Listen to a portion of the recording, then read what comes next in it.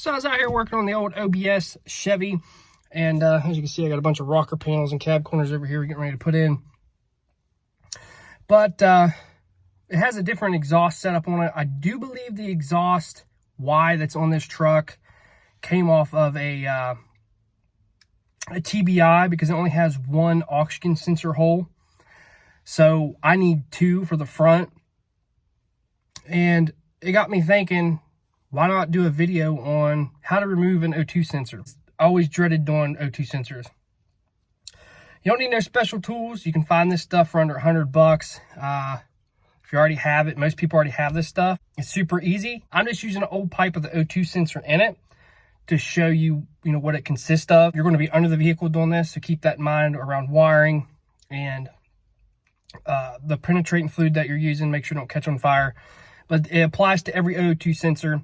So let's get out here. I'm going to show you how to change an O2 sensor with no fancy tools. All right, let's go ahead and clip off the wires because you're not going to need this O2 sensor. Go ahead and get you a wrench that fits. Do not use the open end. Use the box end. Gives you the most grip. We're going to go ahead and use some kind of heat source. I'm using MAP gas. I'm going to go ahead and heat this thing up for at least about 5 minutes until she starts smoking a little bit. Now this pipe has been laying outside for a long time, and it has been on this truck originally for a long time. So this O2 sensor has not been modified to come out for this video. This is an actual stuck O2 sensor we could not get out just by a wrench.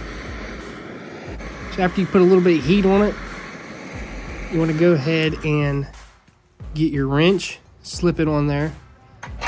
And if you can't budge it by hand, go ahead and get a 2-pound sledgehammer and start knocking it loose. It should turn a little bit. Once it starts turning free, go back and forth with it. You don't want to go ahead and start cranking on it because it will mar the threads.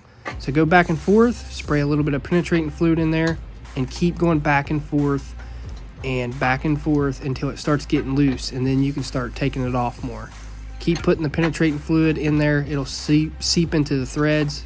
Keep going back and forth. As you can see, it's starting to loosen up.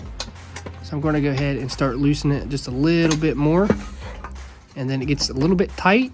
I'm going to work it back and forth and just repeat, basically. Spray penetrating fluid in there. Keep working it back and forth.